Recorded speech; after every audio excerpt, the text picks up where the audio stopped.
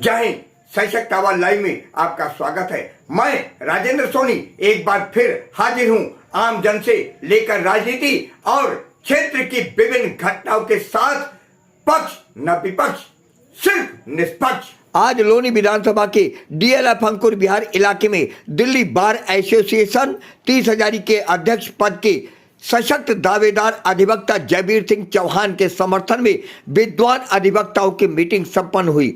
अपराह्न 3 बजे से एमएम रोड पर अधिवक्ता राम नरेश पांडे की अध्यक्षता में आयोजित मीटिंग में जहां वक्ताओं ने अपनी समस्याओं का इजहार किया। विद्वान अधिवक्ता भाषण की बात तो नहीं है, क्योंकि हम सभी समाज के में पूरी है, जो कि समाज को आईना दिखाते हैं और हमेशा उनकी समस्याओं से निपटते रहते हैं। हमारा बार का एक चुनाव आ रहा है 24 तारीख को, और इसमें हम ये नहीं कह रहे अब भाई हमारी समस्या क्या है, क्योंकि सभी विद्वान अधिवक्ता की समस्या को खुद ही सुलझा लेते हैं। लेकिन इसके लिए तो हम ये नहीं कहते, समाज की बहुत बड़ी समस्या है, क्योंकि समाज की कोई सी भी समस्या हो हम उसके लिए सबसे आगे खड़े रहते हैं। चाहे वो आजादी के टाइम से हो, चाहे आज किसी भी परिस्थिति की लड़ाई हो, उसको हम बहुत ही जोर शोर से कर देते हैं। लेकिन आज भाई की जो याद आई है कि चुनाव जो 24 तारीख को आ रहा है, उसके हमारे एक अच्छे ही जुझारू और बहुत ही कर्मठ जो बार के लिए हमेशा काम करते रहे हैं और अपनी अच्छी सेवा देते रहे हैं बहुत ही ईमानदारी से, और बार की सेक्रेटरी के रूप में भी सेवा दी है, और आज वो प्रेसिडेंट के लिए आपके बीच में है भाई जयवीर सिंह चौहान जी।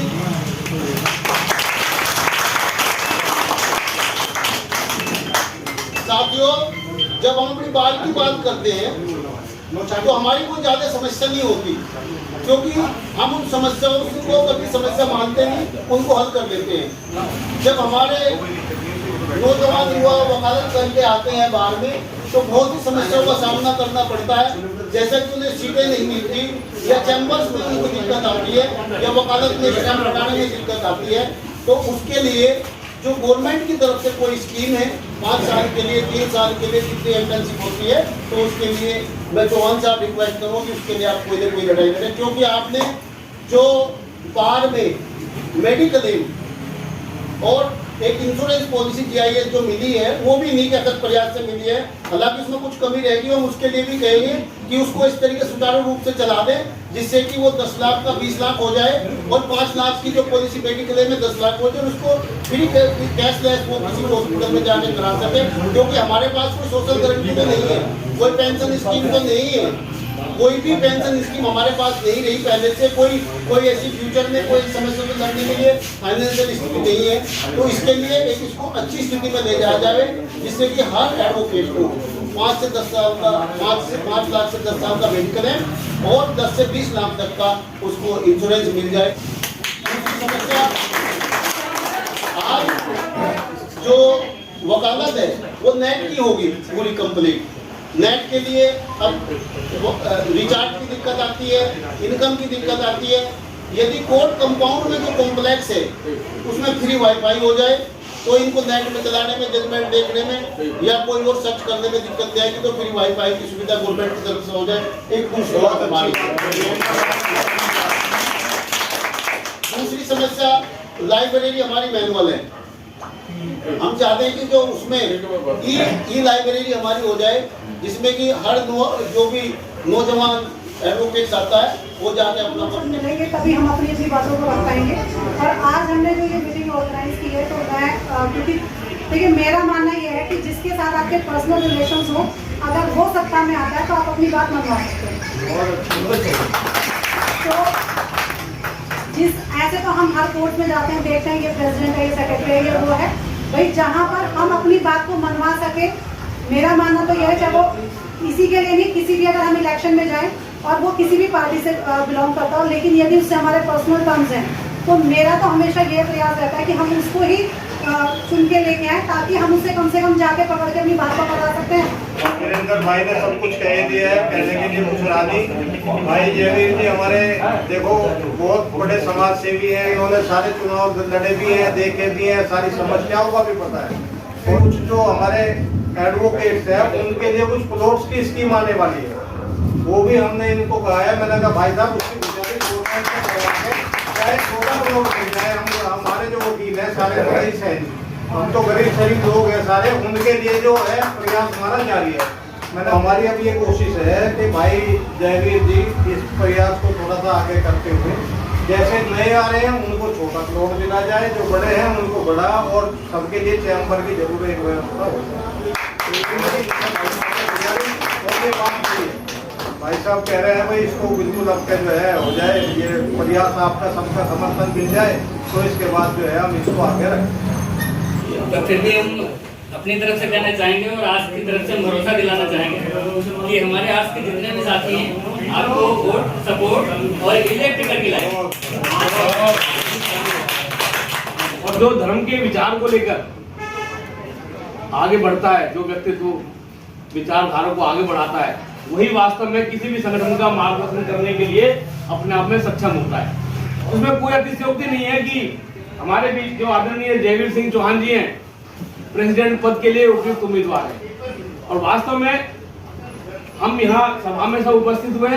यहाँ से जाने के बाद हमारे अड़ोस में पड़ोस में कोई भी अधिवक्ता साथी रहते होंगे जिनसे आपका परिचय होगा, उन सबको आपको अपील करना है हाथ जोड़कर, भाई साहब एक वोट हमारे प्रेसिडेंट साहब के लिए भी आपको करना है। इनके व्यक्तित्व को मैं प्रणाम करता हूँ, इन्होंने बहुत काम किया है 30,000 के अंदर। अब आजकल एक टेंडेंसी चल गई है, बार काउंसिल भी हमारी और ये DBA भी हमारी, बार भी हमारी है, सारे लड़ने। लेकिन आप लोगों से निवेदन करूंगा, और मैं भी तहे दिल से हमेशा इनका साथ दिया है और अब भी मैं इनके साथ ही हूँ। तो वहीं हमेशा अधिवक्ताओं के हित की बात करने वाले जुझारू अधिवक्ता तथा दिल्ली बार एसोसिएशन के बैलेट नंबर 4 से अध्यक्ष पद का चुनाव लड़ रहे जयवीर सिंह चौहान ने कहा, देश हिंदुस्तान के वासी हैं और एक स्वतंत्र देश के वासी, हमारा 75वां इंडिपेंडेंट डे है। मैं आप सबको, देश के सभी वासियों को, सारे मुस्लिम भाइयों को इंडिपेंडेंट डे की शुभकामनाएं देता हूँ। हमारा देश दोगुनी राज चौगुनी तरक्की करें और उनको हम ऐसा मौका दें कि हम अपने देश के नागरिकों की देश की सेवा कर सकें। तो मैं नमन करता हूँ, धन्यवाद करता हूँ कि आपने मुझे इस काबिल समझा कि इतने सारे वकीलों के बीच में आपने मुझे बुलाया और बोलने का मौका दिया। तो बार की मैं समस्याओं से, वकीलों की क्या समस्या है, तीसरी जारी की क्या समस्या है, एक एक समस्याओं को मैं जानता हूँ, समझता हूँ और उनको मैंने बहुत मेहनत करके दूर भी किया है। जब इस बार में आया मैं, तो मैंने देखा कि किसी वकील भाई की डेथ हो जाती है, हम लोग उसके घर जाते हैं, उसके बाद भूल जाते हैं। ये बहुत बड़ा सस्ता है। मैंने पहली बार 2018 में दिल्ली सरकार को कंपेल किया कि आप वकीलों के लिए वेलफेयर स्कीम लाएं, और मैंने दिवाली के फंक्शन पे हमारे दिल्ली के मुख्यमंत्री केजरीवाल जी को बुलाया। पहले मैंने उनको पूरी स्कीम, वेलफेयर स्कीम और मेडिकल एड स्कीम उनके सामने रख दी थी कि आप इसको अनाउंस करेंगे। केजरीवाल जी ने 2018 में 30 जारी के मन से स्कीम को अनाउंस किया और कहा कि मैं 50 करोड़ रुपए दिल्ली के वकीलों के लिए, जो भी दिल्ली के वकील बार काउंसिल में रजिस्टर्ड है, उस टाइम 62,000 रजिस्टर्ड थे, सबके लिए हम स्कीम ला रहे हैं, जिसमें कि 5 लाख रुपए तक का कैशलेस मेडिकल है, और किसी वकील भाई की डेथ होती है तो 10 लाख रुपए उसके परिवार को मिलेगा। ये स्कीम मैंने 2008 में शुरू कराई दिल्ली के सभी लॉयर्स के लिए, ना कि 30,000 के लॉयर्स के लिए, क्योंकि मेरा ध्येय दिल्ली के सभी वकीलों के लिए था। तो मैं आपको एक वादा कर रहा हूँ कि आप मुझे प्रधान बनाएंगे। जिन लोगों के नाम कटे हैं, मैं गारंटी से उनके नाम जुड़वा दूंगा, और ये वेलफेयर स्कीम जो भी बार काउंसिल रजिस्टर्ड है सबके ऊपर लागू। तो मैं वादा कर रहा हूँ जिस भी हालत में होगा मैं सबके नाम ऐड कराऊंगा। ये मेरा के लिए मुझे कुछ भी संघर्ष करना पड़े, आपसे प्रॉमिस करके जा रहा हूँ, और ये मेरा मुद्दा भी है। अगर आप नहीं कहते तो भी मैं इसके लिए लड़ाई लड़ता। दूसरा कि आप देखो हॉस्पिटल के रेट इतने बढ़ गए हैं, 18-20 हजार का रूम मिलता है, तो 5 लाख का जो मेडिकल में बड़ा काम है, 5 लाख में तो बेड में 5,000 का आप रूम या बेड ले सकते हो, तो 5,000 का तो एक रूम बेड मिलता है मुश्किल से हॉस्पिटल में। और अगर आप शेयर में भी जाओगे तो 12-13 हजार का है। तो मैं दोबारा गवर्नमेंट से संघर्ष करूंगा कि ये स्कीम कम से कम मेडिकल 10 लाख की हो और कैशलेस हो। साथ में जो 10 लाख रुपए फैमिली को मिलते हैं, मैं आपको एक और ऐड कर रहा हूँ, उसको हम कम से कम 15 लाख कराएंगे।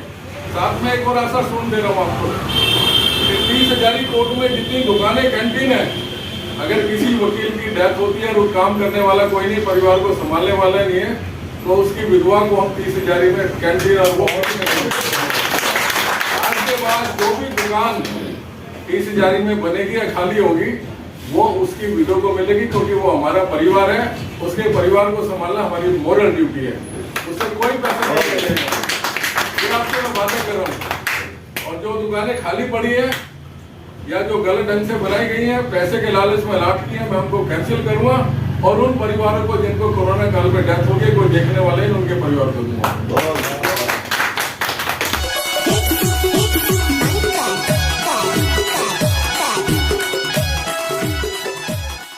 जाते जाते सब्सक्राइब करना ना भूलिए, आपके अपने चैनल को एक प्यारे से लाइक के साथ।